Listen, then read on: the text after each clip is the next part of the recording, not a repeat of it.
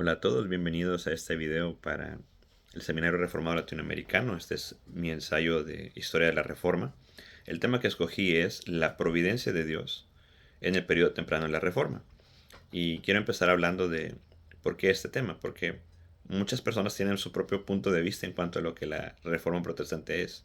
Si le preguntas a un católico romano, te va a dar su versión de la historia. Si le preguntas a un evangélico, te va a dar su versión de la historia. Pero nosotros los cristianos, en lugar de ponernos a exaltar a una persona o denigrar a otra, podemos también ver la historia desde el punto de vista de la providencia divina. Y a través de la providencia nosotros podemos conocer la sabiduría, la soberanía de Dios en todas las cosas que Él permite. El punto de este ensayo es examinar algunos de esos elementos y ver cómo es que Dios utiliza todo esto para su gloria. Ahora, en cuanto al inicio del tema, el primer punto son los elementos que conforman o que Dios utiliza en este caso para llevar a cabo la reforma.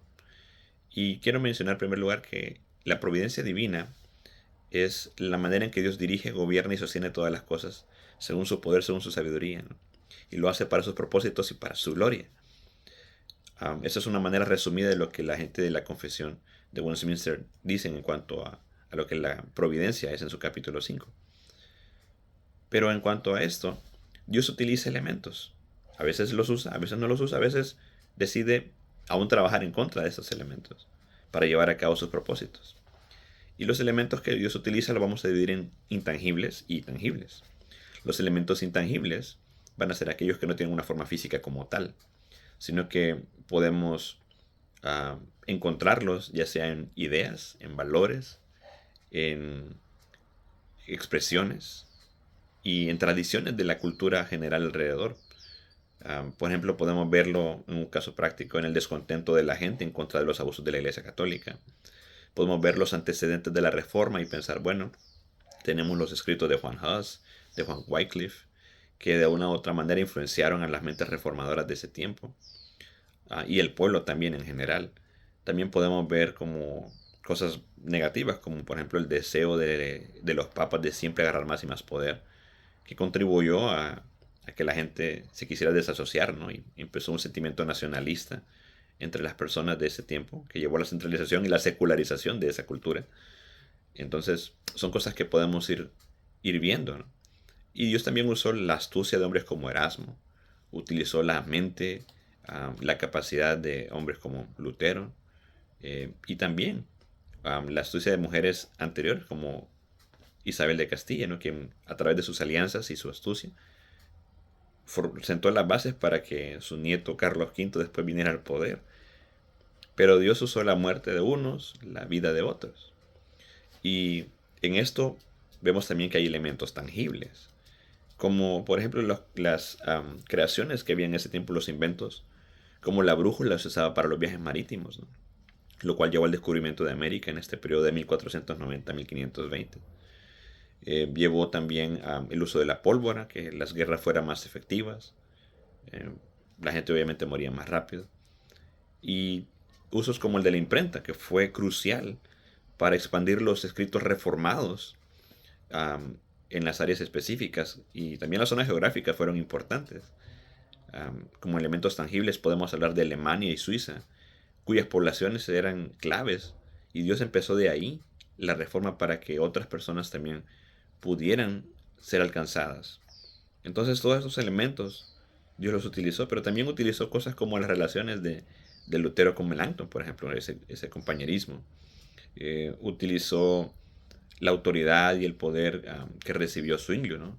Cuando lo nombran como cura, él tenía también una voz de autoridad para su pueblo, para poder decir lo que decía, y Dios lo respaldó. Entonces todas estas cosas son importantes, a pesar de que hay villanos como la Iglesia Católica que andaba persiguiéndolos y queriendo matarlos. Pero vemos en todo esto la sabiduría y la soberanía de Dios desenvuelta. El apóstol Pablo declara: oh profundidad de las riquezas de la sabiduría y de la ciencia de Dios, cuán insondables son sus juicios e inescrutables sus caminos. Porque ¿quién enseñó a la mente del Señor? ¿Quién fue su consejero? ¿Quién le dio el primero para que le fuese recompensado? Y luego nos dice que porque de Él y para Él y por Él son todas las cosas. A Él sea la gloria por los siglos. Amén.